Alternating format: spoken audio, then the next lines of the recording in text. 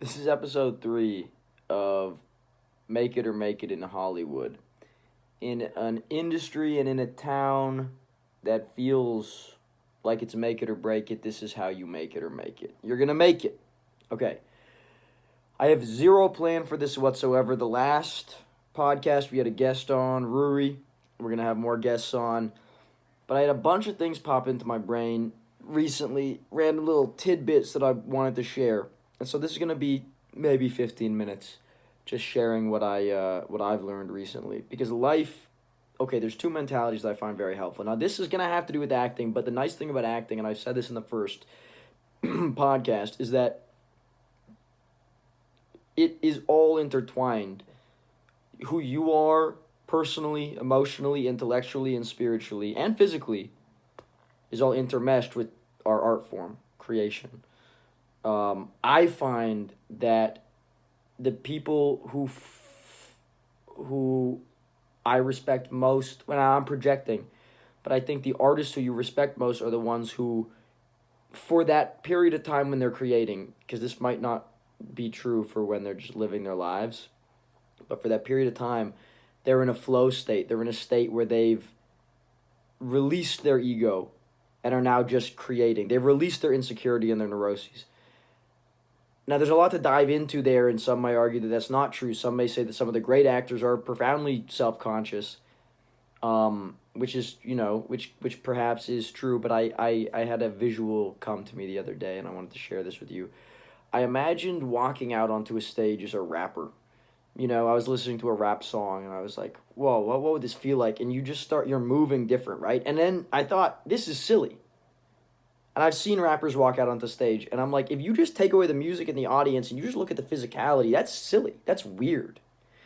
Um, but they don't. But in that moment, when someone's walking out on stage at Coachella, first of all, they're so hyped up on adrenaline and endorphins and dopamine and nerves and excitement, and then you've got all the social affirmation of the audience. You could do whatever you want. People are going to cheer for you because they're fans of you, for the most part. Obviously, there's degrees of acceptable, but basically, I think what's aspirational about that for people and why people like watching that is because it's someone who doesn't share that in this moment, share those same insecurities that most lay people do on a day to day. And there's something so appealing about that state of comfortability, self acceptance. And now there's a lot of different ways to approach that. There's a lot of ways to skin a cat. And at the end of today, hopefully, we can skin a cat and feel good about ourselves. If you can follow that metaphor, then you're in good stead.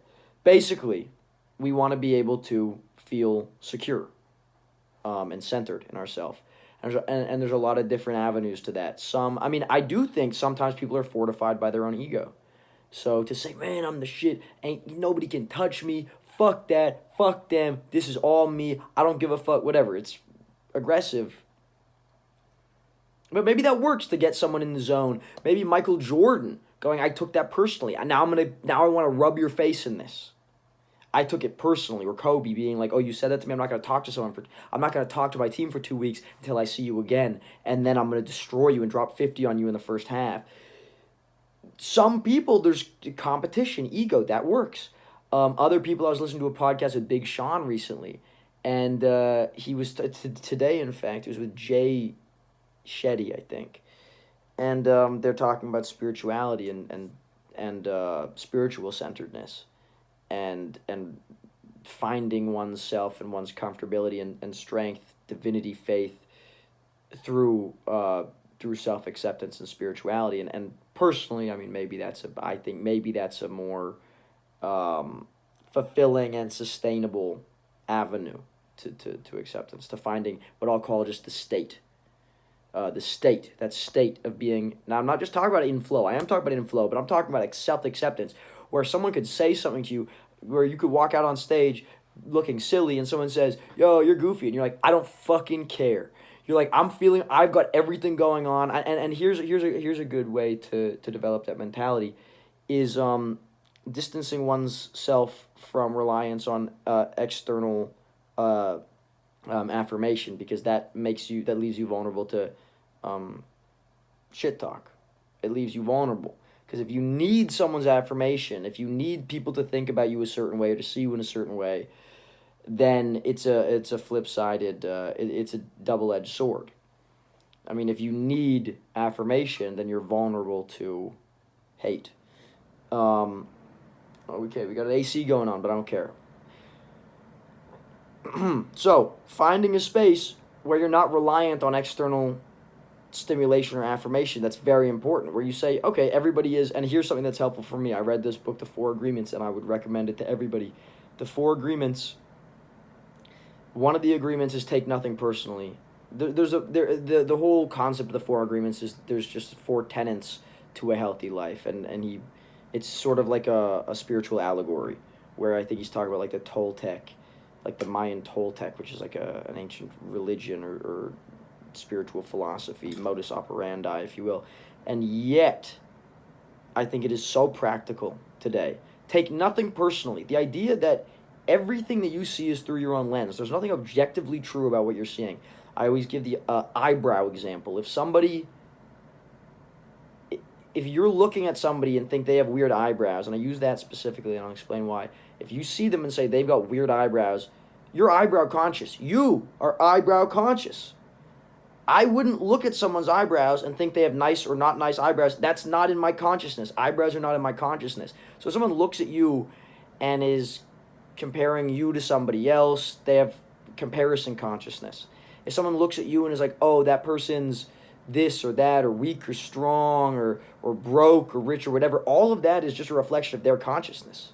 So you don't have to worry about anything. There's no real deficit to your personality. If someone points to you and says this is wrong with you, that's just a reflection of the way that they see the world. And if you can find happiness in any moment, that's a superpower. If you can make yourself happy through your internal life, through the workings of your internal mechanisms, your thought process, your mindset, your psyche, that's a superpower. Because all of a sudden, you're not dependent on any external factors or affirmation. And you're not vulnerable to any shit talk. Because you know you're operating in a certain way. You have the integrity of your own healthy internal processes. So now how does this relate to acting and creation, artistic creation? Well, now you don't give a shit how you appear. You don't care how someone perceives you because you recognize that perception is flawed innately. Well, now you can be more honest and more centered and more confident, more powerful, stronger as an artist. I'm not talking about big guns necessarily, physical strength. I'm talking about spiritual strength. Because now you don't waste energy. You don't scatter your energy on what does this person think or mitigating their opinions or their perceptions. Now you can do what you want to do. You can share what you want to share. You can be who you want to be. It's more immediate. It's primary. It's stronger. That's important. That was the first thing. How do we summarize that? The idea of being self-fulfilled. And how that's a good example of how growing as an actor is directly proportional to growth as a human. Not that being an actor makes you inhuman, but often there's a delineation there. The way that people talk about it, there's a delineation. It's my artistic life and my personal life, and I don't know where that delineation is. I don't even know if it's real or imagined. I think that's a personal thing. You can ask different actors, do you bring work home with you? Do you not? Do you bring yourself to the work? Do you not? And you'll get different answers all the time. But that's something that I wanted to share.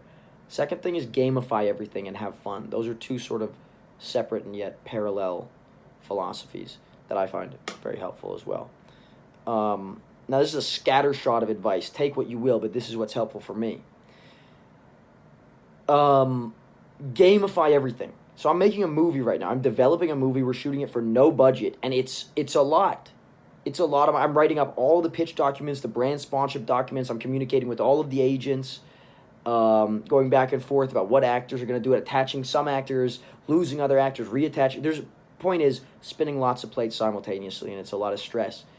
Or it can be a lot of stress, but an important reminder I got was to gamify it. Make it a game. And you could do this with anything. Let me see how far I could go. Let me see how the quality at which I can make this film. let me see um, if I can get this job, or if I can self promote in this industry to the point where I'm, whatever my goal is or micro goal.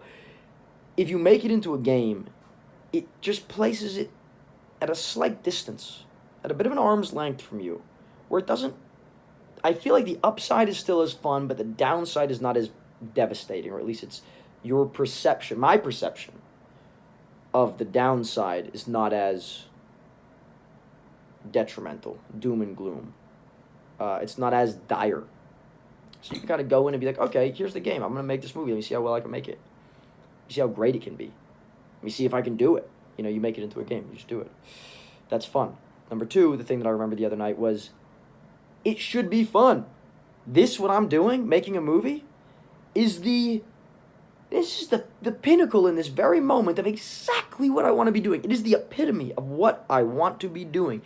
Writing, acting, creating my own projects. It's beautiful. It's beautiful. I want to put a pin in the idea of gratitude, because I'm so grateful for this opportunity. And gratitude, when you really frame your consciousness around gratitude and your mentality around gratitude, it becomes almost overwhelming. Such swelling gratitude overtakes you that it's impossible to be upset if you frame it right, if you frame your mind right. It's the most beautiful. I'm so grateful for so many. It's almost inarticulable, the amount that when I look for gratitude, the amount of different things that I find that I'm so profoundly grateful for. A lot of things that I didn't even earn. Life. I didn't earn life. The fact that I woke up this morning. The fact that I'm in a position to do the thing that I love to do when so many people are not. Now, I don't think comparison is necessarily like a healthiest mentality, but it does put in perspective how lucky I am and how blessed I am. And when I embrace that and embrace the gratitude, I become overwhelmed and overcome by that sentiment. And I think that's a good place to exist in terms of manifestation as well. Because now I read this other thing on prayer, and then I'm going to have to tie it together with what I was talking about earlier. I read this interesting quote. You shouldn't pray as if you want something. You should pray in a state of gratitude for already having it. And if you think about attracting the emotion that you're projecting to the universe, now I'm going to speak, this is this is spiritual terminology. And again, no matter what religion or spirituality or lack thereof that you're open to, or you will feel connected with, I think it's all applicable. You know what I mean? I think that the lessons that are taught in one tend to be taught in the others, and the lessons that you learn from one are applicable to all the others, and are just applicable on a baseline level of existentialism, because it's just like we're living here and we're learning whatever we can to allow for us to grow and be fulfilled and be happy and give back. And it's kind of like wherever you take it from, whatever. It's the same with acting and different methods. Anyway, point being, if you're praying, or spiritualism, where am I at? Attraction, you're attracting the emotional state you're putting out into the world. So if you want something, you're attracting want. If you think about it as like X equals X 1-to-1, that what you bring into your life is the emotion that you're projecting. So if you're projecting want, you'll be in a state of want, a state of lack. If you're projecting gratitude, you're in a state of abundance, and that's what will continue to fulfill you. And we talked about this in the last episode of Brewery, but the happier you are, I think it's the better you are in terms of manifestation, because you're just bringing whatever external stimuli will result in that same emotion. So if you're grateful and happy, overwhelmed by gratitude and happiness, then I think it tracks that the universe presents you with external stimuli that promote that feeling in you. So it should be fun. It should be fun what we're doing. And with this movie, I was getting caught up, and obviously there's an innate level of stress, but that can be converted. It's all alchemy anyway. Our internal state, that's alchemy. I mean, this life is alchemy. If you take it at face value, that there's an external world and an internal world. And that's an assumption in and of itself. But It's alchemy. You have external stimuli that filter through the lenses of your own perception and create an internal emotional reaction, existential reaction, how you feel, your perception. That's alchemy, converting one thing to another. For those who don't know, alchemy was a process that was pursued in ancient, I don't know where geographically it was, but the idea was that you would take certain elements and you would convert them through alchemy into gold. That was the whole idea. I think it was the Middle East. I think alchemy was in the Middle East, but I'm not sure. Anyway, that was the original process. That's what alchemy means. And so now it's used sort of like symbolically, like a metaphor. Like it's all alchemy. It's just converting one thing into another, and that's what life is. So it should be fun. Gamify it. Games are fun. Find self-acceptance that is not relative to the opinions or perceptions of others. I feel like integrity comes from process. You can be happy in the way that you live. There's a phrase that I like to use called, that I say, that is relentless optimism. Now, relentless optimism. Optimism is a term that's bastardized and can become deformed based on the context. Everyone says, a lot of people think that optimism means that you have a confirmation bias for things, only for the things that support your optimism. Now, that's not true. That's not how I use it anyway. Like, the idea is optimism is that people have their blinders on to anything in reality that doesn't lend itself to a positive emotional reaction. That's not the way that I'm using it. To me, positivism, we're making up words. To me, optimism is no matter what reality presents to you, you find the way to turn that into learning and growth, into obstacle to opportunity. And that's very important. And here's why relentless optimism is so key and helpful, a helpful modus operandi. Because, and a mantra, to be honest, because no matter what happens to you, you are self-fulfilled in that you know that's your process. There's integrity in that. So no matter what happens to you, you know that you will not be broken. People will not steal your happiness. Things will not steal your happiness. No matter what happens, you have the confidence in yourself and your ability and your capability to turn it into learning and growth, and to reframe it. And there's profound personal power in that, because it doesn't mean you're going to control the world. It doesn't mean everyone's going to love you. It doesn't mean everyone's going to think any one thing or two things or anything about you. You're not controlling people's perception of you. It's irrelevant. It's almost as if life, the external manifestations of life, are irrelevant because you're going to turn it into something positive. And that's beautiful, because then you can appreciate the external elements of life and still learn and grow from it. So no matter what it is, it's all a cherry on top. No matter what happens, you're growing. It's positive. Now, there's profound integrity in that.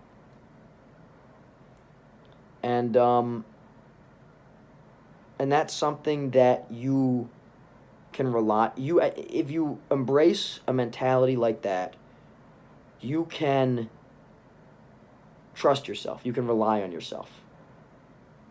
Because that's all you need to control is your process, and that's how you find fulfillment.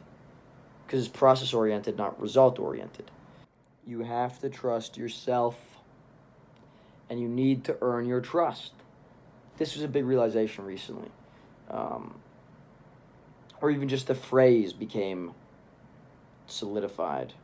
I feel like it's a philosophy that can be codified into, you need to trust yourself. You need to earn your trust. What does that mean? Why did I think of that? In life, now this again, that 50 Cent book that I have referred to in the last podcast, The 50th Law, highly recommend it. It talks about how he was shot before the release of his first album. The studio dropped him, they blacklisted him. And he went and he made he made a mixtape, and he did a self-marketed street promotion campaign on the streets of New York that blew up so much that Eminem took notice and signed him to Shady Records. Now, you have to have a profound faith. There's two types of faith, and I think both are important. One is faith in the universe, that everything will be okay. You're alive, therefore, existentially, everything's okay. Now, that doesn't mean you're not going through hard times. Terrible things might be happening that are very difficult to process, that might feel impossible to frame in a positive light. That's okay. The faith from a universal spiritual standpoint, the way I've heard it explained, this is the Big Sean interview podcast. He said it's walking out onto an invisible bridge, and you're taking the step off the cliff, and then you don't fall. And each progressive step gives you exponentially more faith. Because you're proving to yourself through action, through putting yourself out there when things are being okay. And often this is learned through tough times, and this is learned through failure. But you are reaffirming to yourself every time that you put yourself out there and survive something, and something is okay, that things will be okay. Each breath you take should be affirmation of your own faith, because you're continuing to breathe, you're continuing to live. Now there's personal faith too. That's the second type, which is you have to have faith that you can do what needs to be done to get something done. 50 Cent had personal faith. He said, I'll make it happen. I'm not beholden to the whims and wishes of the entertainment industry and these studios. I can see it better. I can see something they can't see. They're in a bubble. They are inhibited by safety and comfort and antiquity. I'm going to do it my way. And there's a profound element of self-faith to that. You need to believe that you can do it. Put it on my shoulders and I'll do it. I'll make this movie. I will make it happen. You need to be able to trust yourself, to put yourself out there. So much of failure is self-imposed. People be like, I don't think I can do this. I'm too nervous. I'm too this. I'm too that. You push yourself through those neurotic impulses and do the thing. And here's how you earn your own trust, because you have to earn your own trust. You're not entitled to it. You need to earn it through action. Go do things. Get it done. Get it done. Keep proving to yourself that you can do it. Put it on my shoulders. I can do it. I know that. I've proved it to myself. You have to prove it to yourself if you haven't already. Go out and do things. Make a blog. Make a website. Sell a thing. Make a movie. Shoot a short film. Edit it. Get it done. Trust that you give me time. You give me the opportunity, and I'll get it done. And that is real when it's based on facts and figures. On when it's not egocentric. People worry about being delusional. When does it become delusional? It becomes delusional when it's not based on your real life application of that same philosophy. You earn confidence through trial, through error, through time, through experience. Confidence that's not based on anything, well, actually, I do believe it can be effective and is necessary. If you could just be like, fuck it, I'm confident, do it. Do it. Don't let it stop you from working and learning and growing and failing, because that's ego at that point, and that's restrictive if you can't try and fail because you're afraid of it being a shot to your ego. Oh my God, maybe I'm not as capable as I thought I was. Well, who cares? Be as capable as you are. But if your confidence is based on experience and time, lessons learned, trials and tribulations, growth, it's bulletproof. It's bulletproof. So earn it. Earn your confidence. Go out and do things, and do it before you're ready. You'll never feel ready. There's the big secret. When's the right time? Ask me when the right time is. There's never a right time. Never. Do it now. Do it now. You're ready now. Do it with the resources you have now. Think as big as you can and do it now and get it done. Someone gave me advice. A filmmaker, a great Canadian filmmaker, gave me advice. I was pitching a film that I'm still going to make.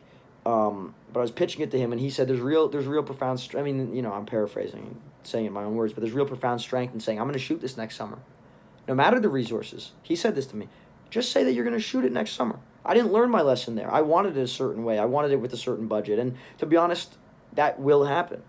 So maybe there's, maybe in some unintentional way, I was the beneficiary of that not having happened at that time, or the project was the beneficiary of that. But there's real strength in that, to say I'm going to do it, and I'm going to do it this day.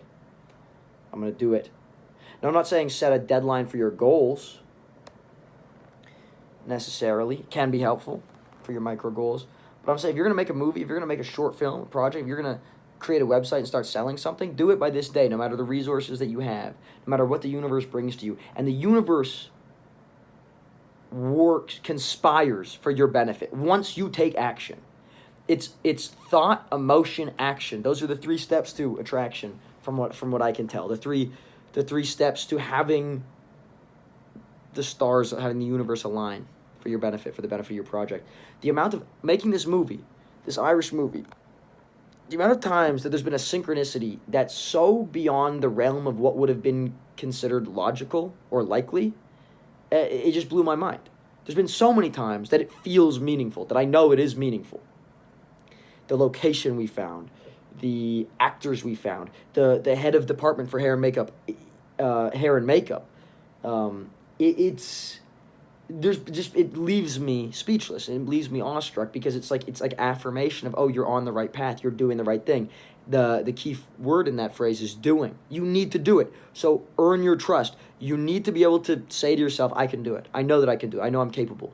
You have to believe you are profoundly capable. And how do you believe that you earn it? You go do things. Do it now. Do it before you're ready. Do it with what's available now. So there's that.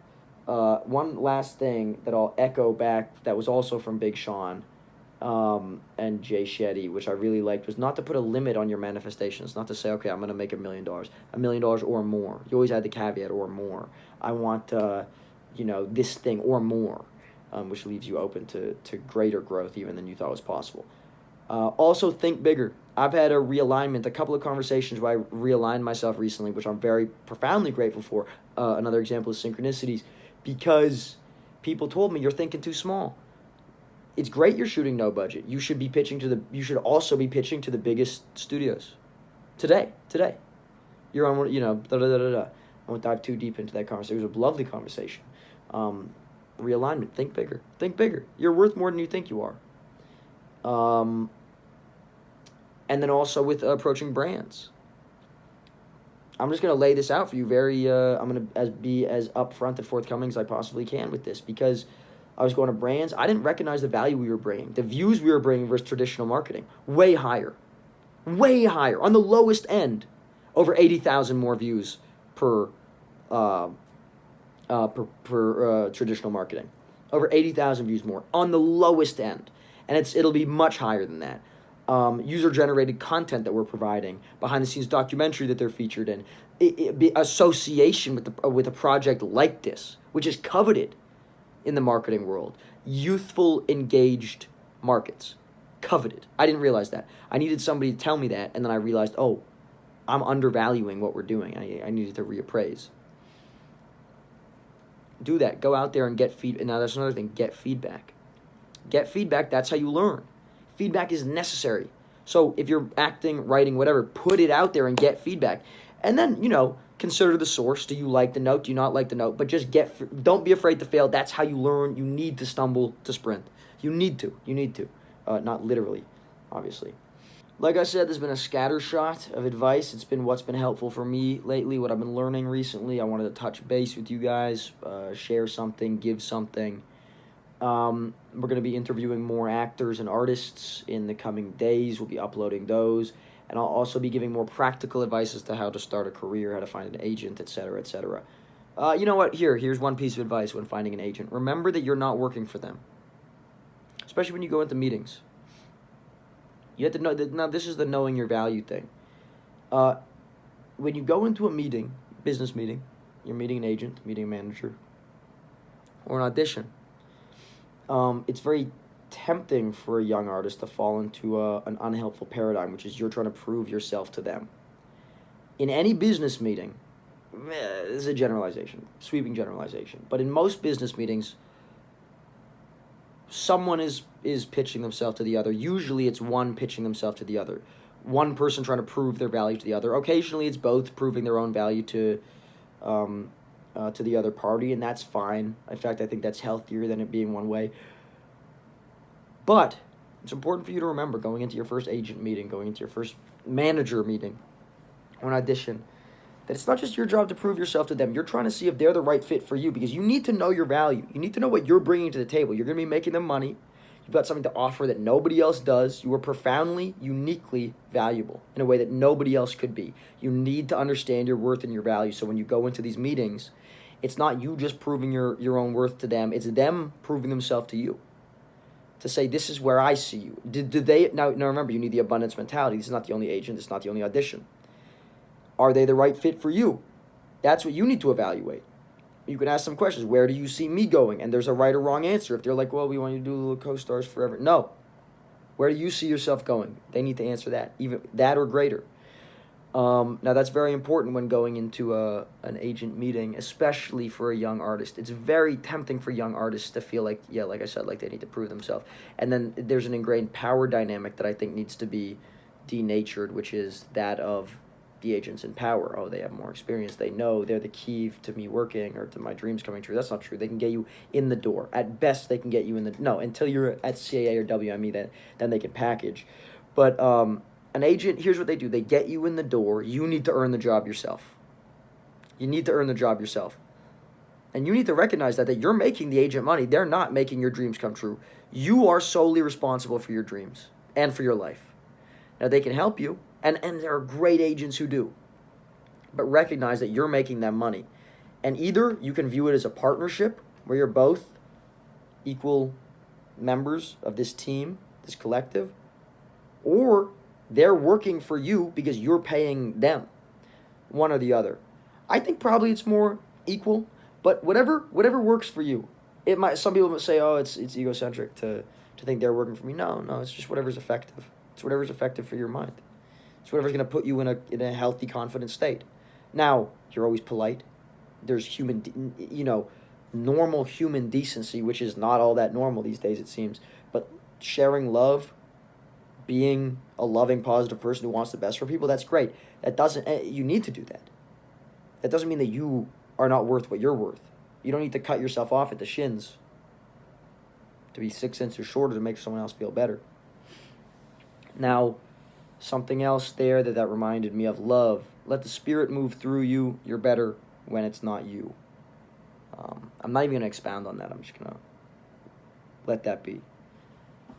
An actor, Ted, is generally better when it's not Ted acting. Maybe that makes sense to some. Yes, power dynamic, value, and giving, and love, and love is the currency. We bastardize the term currency being monetary, we think, in our culture. I mean, that exists. Money exists. Money's energy. You can have as much of it as you want. It's energy. Give it, share it. To do whatever you need and what you want, what you preset, you'll get as much as you want. The real currency we have is twofold. Time and money. No. Time and love. Funny. Freudian slip ingrained in my mind. The amount of times that I've heard time is money. Time is not money. Money's energy. Time is freaking time. Time's our great asset. But the amount of times that I've heard that's what came out of my mouth. See, even now as I'm expressing this to you, we have these sort of ingrained beliefs that we've adopted. We've been indoctrinated to believe that, or some are hereditary, that you can rework. You need to rework your own thought process for most people. Anyway, time and love. Love is universal. That's divinity. That's God. That's whatever. Now, this has a bearing in art and creation. And I'll explain that. And then time. We get to be here for a certain amount of time. We don't know how much at this moment, but it's not forever. Fear of death's normal. You don't need to run away from it. Let it motivate you. You want to live? You want to do some stuff? Do it now. Live now. It's not a joke. We all die. You want to do something before you die? You better do it. You better do it. How does this all relate to acting and creation? Well, if you're in a state, perhaps, now this is a philosophy, this is a hypothesis, not necessarily a codified belief, but if you're in a state where you are a conduit, perhaps, where your ego gets out of the way, you're in flow, when you're fulfilled and whole, but not necessarily fulfilled by yourself, fulfilled by something, character, maybe something else, maybe divinity, maybe God, maybe you don't believe in that, maybe you're just in a state of connection to your subconscious, whatever that state is, finding that's perhaps important. I say perhaps because now this is where we're getting into personal beliefs. But I believe that there's a spiritual bearing on art. So there's that. There's a scattershot advice. Take what you will. And stay tuned. Give me feedback. What questions do you want answered? And I want to bring people on here. Not just artists, but people who have questions. Not just actors. Oh, final thing. This is what I'll leave you with, and then I'll give my outro. So I have so much love. This is a big realization recently. So much love for artists. This is what an artist is. Someone who's got an idea, a thought, a belief, something intangible inside of them that they dedicate their entire life to creating. And I respect the artists who dedicate their life to creating something. Now, this is not a result of someone telling you you have to do this or you have to do that. This is not outwardly motivated. It's not motivated by anything external. No one is telling you you have to do this. Nobody, very few people are going to tell you you have to go be an actor. It exists. You exist as an artist because there's something in you telling you you have to do it. And people across the world are dedicating their lives, they're sacrificing to create something that they've thought up, an idea, a life, a project, a script, a film, a play. That's so beautiful to say, this is nobody, like in school, you know, you're told what to do. You're assigned work. No one's assigning you this life. No one's assigning you work. It is completely out of the joy of creation. It's born of an idea, something internal, something true to your heart and soul. And artists are dedicating their lives. They're saying, I want to do this. Nobody told me this. I want to do this. Yeah, there's some right reasons. There's some reasons that are maybe a little bit shallow. But look, I have a lot of love for artists. And as artists, I believe that we need to stick together and embrace that love for each other. There's people auditioning for the movie that I'm doing right now. And I'm considering, with you guys, this group, this winner's circle, creating a community where I put projects out to you guys, auditions, opportunities out to you guys. I'm considering that. If you want to audition for something, if there's a role in my film, I'm like, okay, who's based here? Who wants to audition? It's very important for us to embrace that. The winner's circle, right? We're artists. I have so much love for there's something so integral about somebody who dedicates their life to something born of their own spirit. It's beautiful. It's beautiful. Now I'm going to leave you, that's it. That's what I'm leaving you with. This is, in a town, in an industry that feels make it or break it, this is how you make it or make it. I'm Dempsey Brick. I'm signing off. See you next week.